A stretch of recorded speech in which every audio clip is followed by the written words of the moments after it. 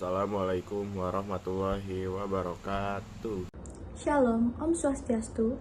Namo Buddhaya. Salam kebajikan. Pergi ke warung beli lalapan, belinya di warung Pok Rani. Perkenalkan, kami dari kelompok 8 yang akan presentasi hari ini. Buku yang akan kelompok kami presentasikan dan bawakan ini berjudul Start with Why.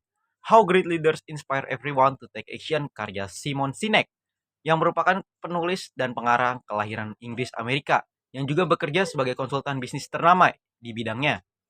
Buku ini terbit pertama kali pada tahun 2009 dengan jumlah 376 halaman, 14 bab, dan juga 6 part. Secara keseluruhan, buku Start with Why ini mengangkat sebuah cerita bagaimana seorang pemimpin dapat menginspirasi bawahan-bawahannya untuk mengambil aksi dengan berawal dari kata mengapa. Kita masuk ke part dan bab pertama. Part pertama ini berjudul A War That Doesn't Start With Why, yang mencakup 2 bab. Bab pertama berjudul Assume You Know. Jadi banyak orang atau organisasi berpikir bahwa mereka itu tahu kenapa mereka sukses. Landasan mereka berpikir bahwa mereka tahu mereka ini sukses karena mereka menyangka kalau keberhasilan ini datang karena apa yang mereka hasilkan, bukan karena motivasi dasar atau mengapa saya atau kita bisa mencapai sesukses ini. Karena inilah banyak dan tak jarang mereka terjebak dalam asumsi dan dugaan bahwa kesuksesan berasal dari produk atau layanan yang mereka tawarkan, tetapi bukan dari motivasi utama di balik keputusan konsumen dan juga mengapa kita menjual produk ini. Kalau kita ambil contoh, kita ambil sebuah corporate teknologi elektronik pada tahun 1999 yang namanya TiVo Corporation. TiVo Corporation ini merupakan penghasil produk revolusioner yang memungkinkan pengguna merekam acara TV untuk ditonton nanti. Dan ini tuh adanya di tahun 1999. Tetapi meskipun teknologi inovatif, TiVo ini gagal secara komersial. Karena TiVo ini dia terlalu fokus pada what, yaitu produk yang mereka tawarkan, ketimbang why. Kenapa konsumen ini perlu kebebasan menonton dan kenapa konsumen ini perlu merekam acara TV untuk ditonton nanti. Dan hal ini sendiri berbuntut pada terbatasnya penjualan produk TiVo. Hingga akhirnya pada tahun 2020, 4 tahun yang lalu, TiVo bergabung dengan Xperia mengembangkan kembali dan memasarkan produk mereka. Ini mempertegas kalau konsumen itu tidak membeli sesuatu karena what atau produk yang kita hasilkan, tetapi mereka lebih membeli kepada kenapa kita atau kenapa mereka memerlukan produk tersebut. Why? Kita lanjut ke bab kedua yang berjudul Carrot and Stick.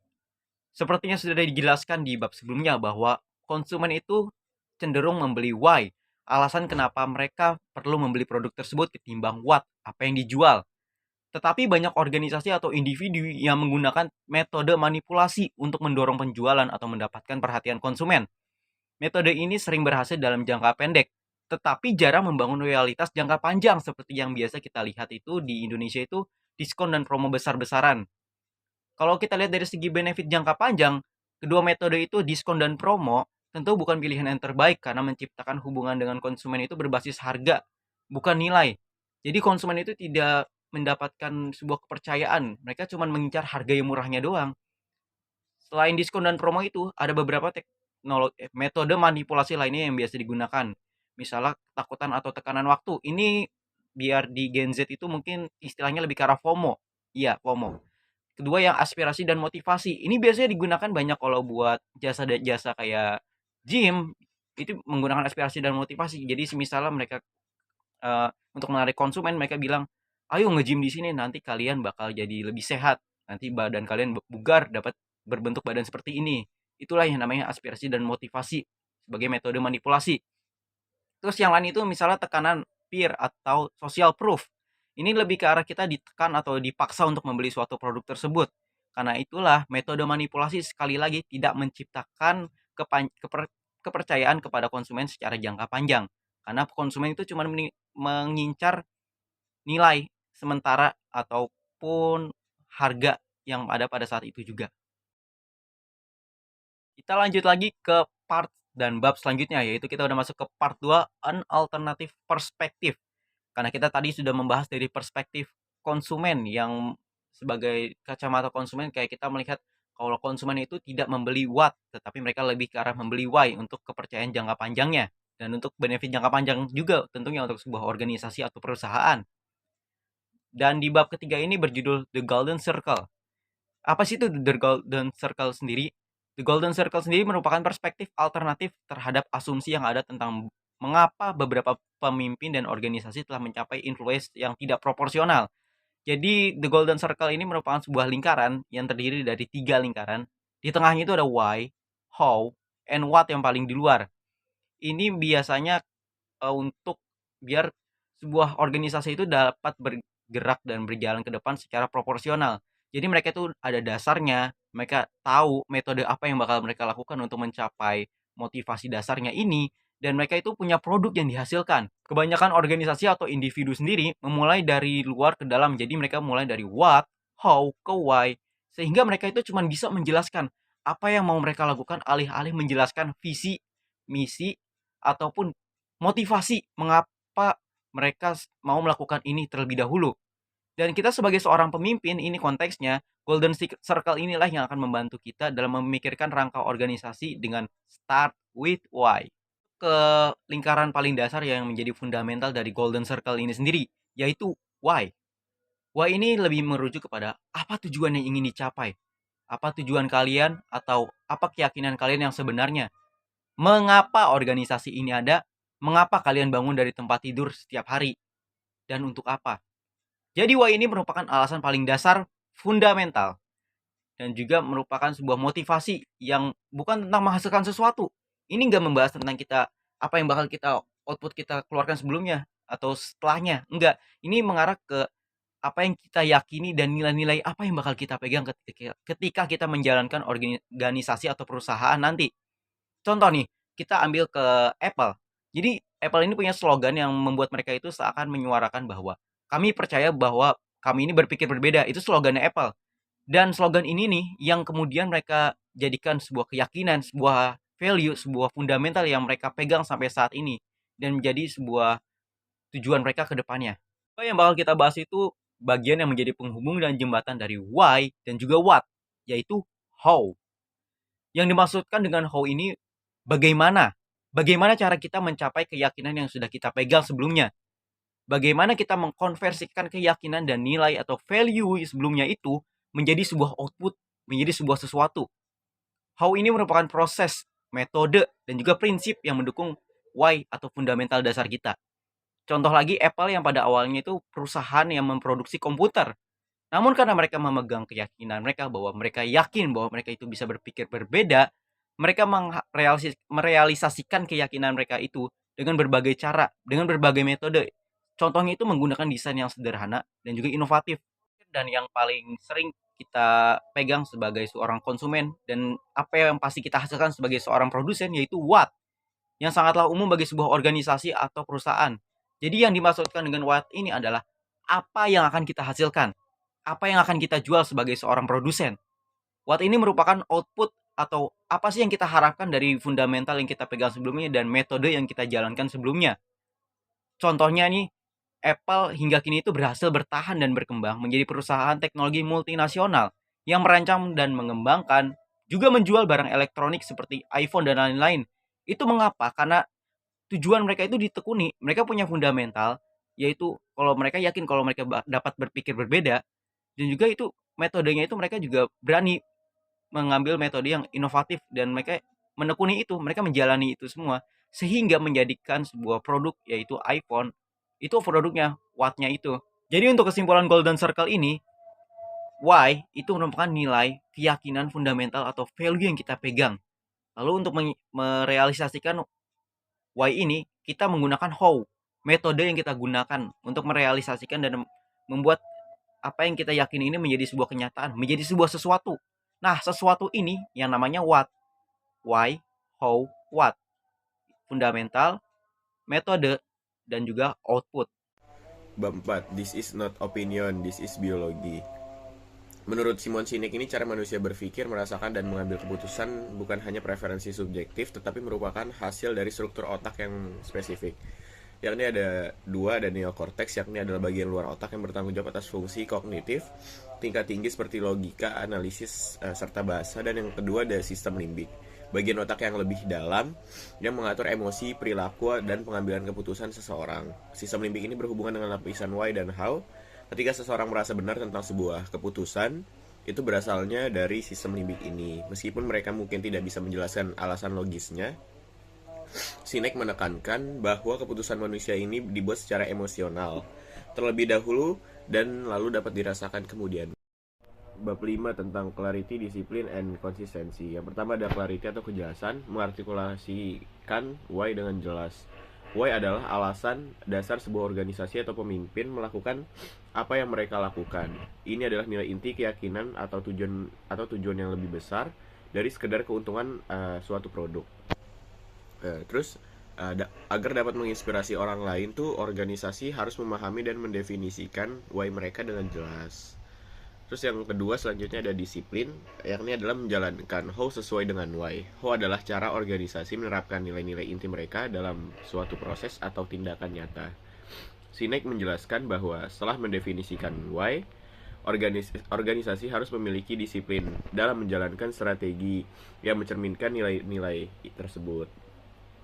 Selanjutnya yang ketiga ada konsistensi, atau menyelaraskan what yang ada what yang ada dengan why.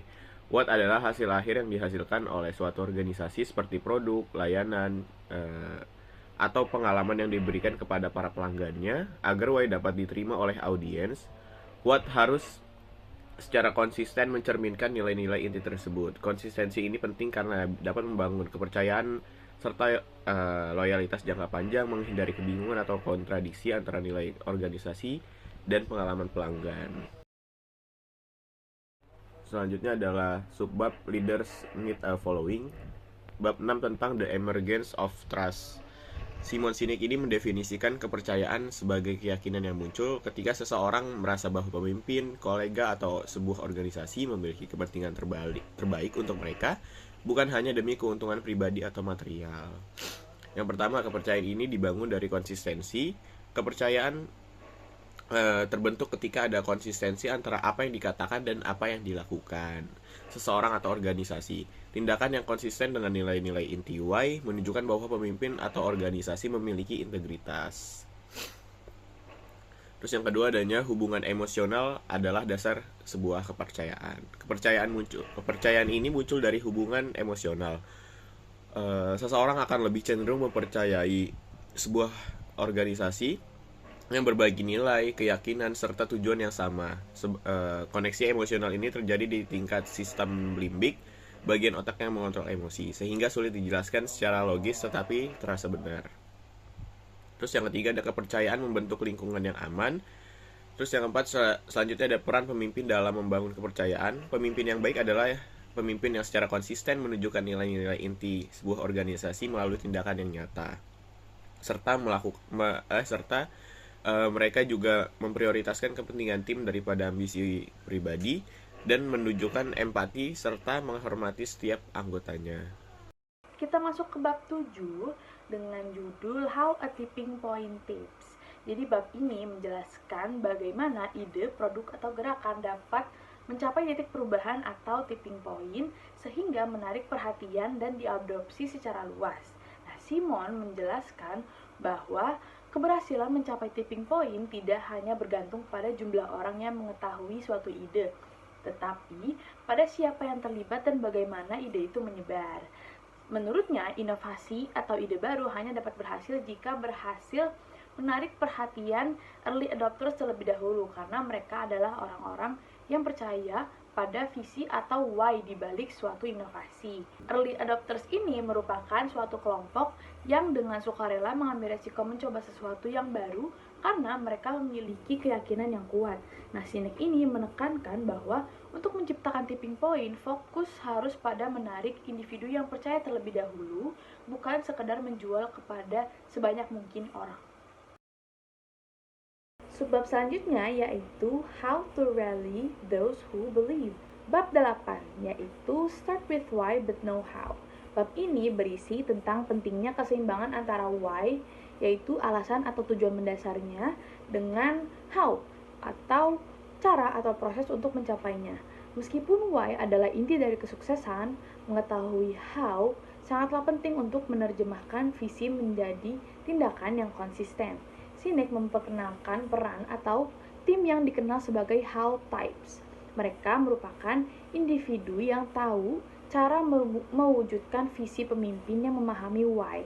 How types itu memainkan peran krusial dalam mengembangkan sistem, proses, dan strategi yang mendukung tercapainya tujuan. Sinek juga menekankan pentingnya konsistensi antara why dengan how. Bab 9.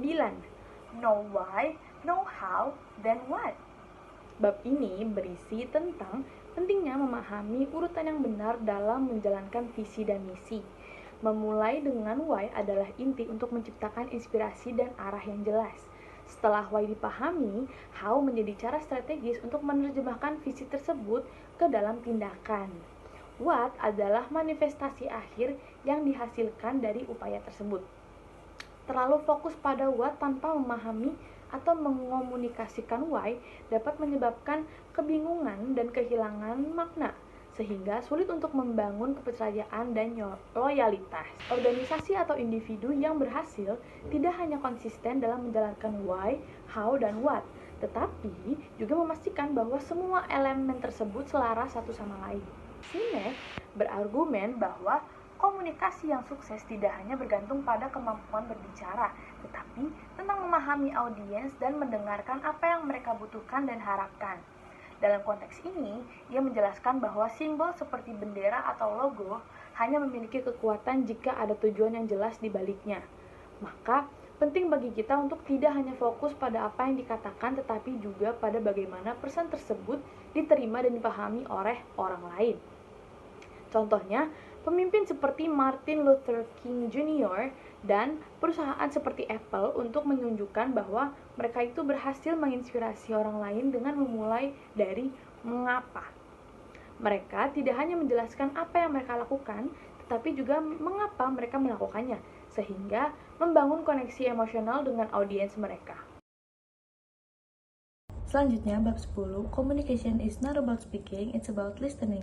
Jadi, Sinek ini berargumen bahwa kunci dari komunikasi yang sukses itu tidak hanya bergantung pada kemampuan berbicara, tetapi juga tentang memahami audiens.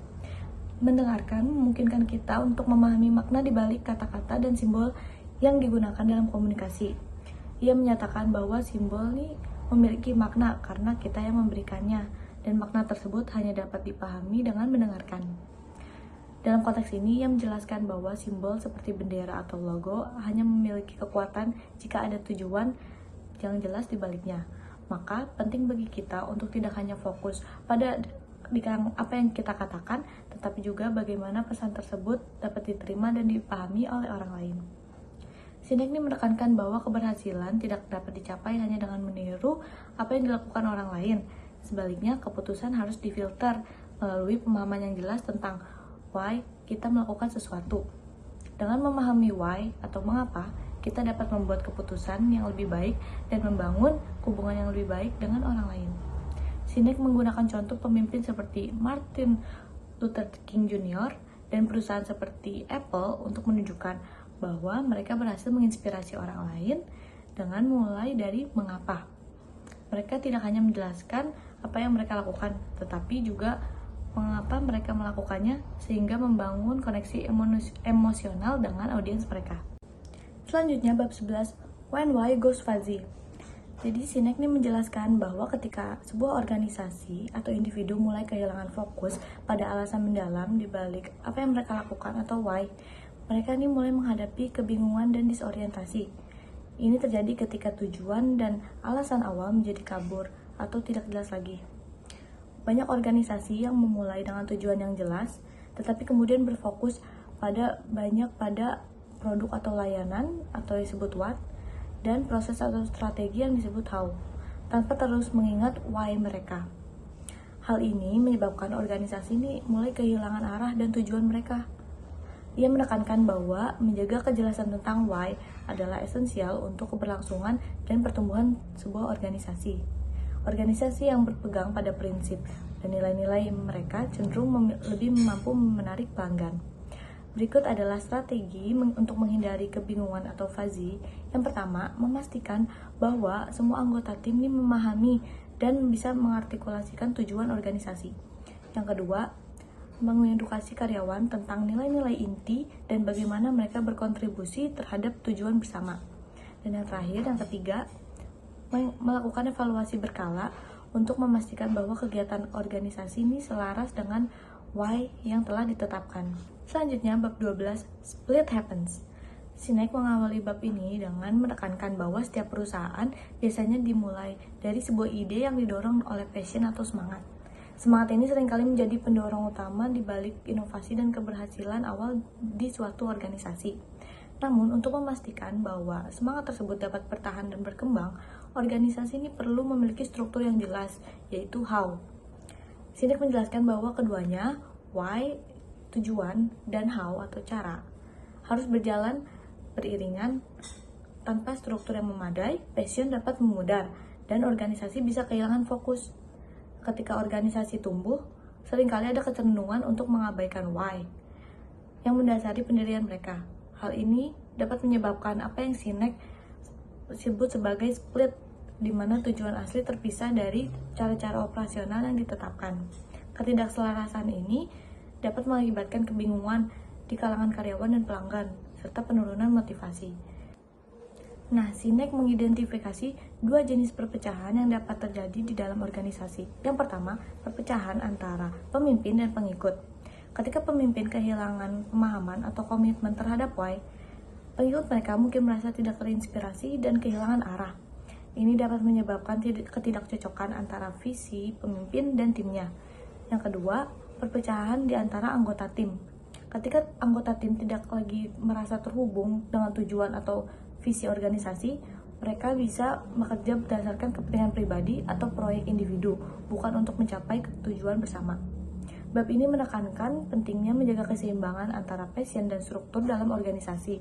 Untuk mencegah terjadinya split, pemimpin harus mengingatkan tim tentang why mereka dan memastikan bahwa semua tindakan operasional tetap selaras dengan tujuan tersebut. Dengan demikian, organisasi dapat mempertahankan integritas dan keberlanjutan dalam jangka panjang. Selanjutnya bab 13 tentang the origins of why. Dari banyaknya organisasi atau individu yang berhasil meraih kesuksesan, kita mungkin bertanya-tanya juga mengapa mereka bisa sesukses itu dengan keyakinan tersebut. Dari mana asal-usul keyakinan mereka? Setiap organisasi atau individu yang sukses memiliki why yang berasal dari pengalaman awal atau sejarah mereka, seperti pengalaman pribadi atau kolektif. Why lahir dari pengalaman pendiri organisasi atau individu yang membentuk keyakinan mereka tentang dunia. Terus yakni ada yang kedua, pola berulang. Organisasi yang sukses seringkali menunjukkan pola perilaku yang konsisten karena pola ini selaras dengan nilai mereka. Bab 14 tentang the new competition.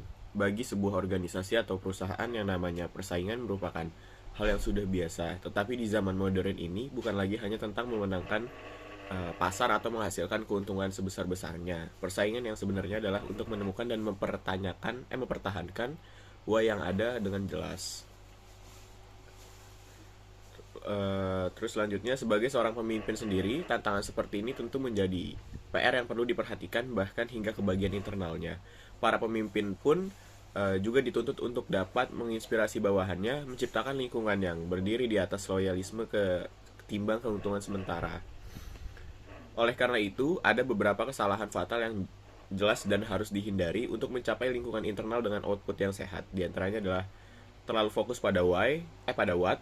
Ketika organisasi mulai hanya memikirkan produk atau layanan mereka akan kehilangan koneksi emosional dengan audiens mereka. Terus selanjutnya, yang kedua, melupakan karyawan. Jika organisasi tidak memperlakukan karyawan sesuai dengan nilai inti mereka, pesan why akan kehilangan kredibilitas di mata publik.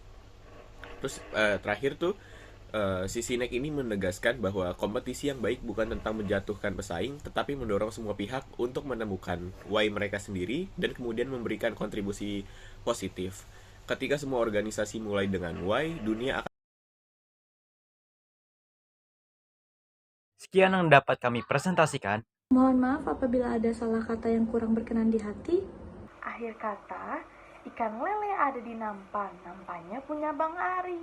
Sekian dari kelompok 8, sampai jumpa di lain hari. Wassalamualaikum warahmatullahi wabarakatuh.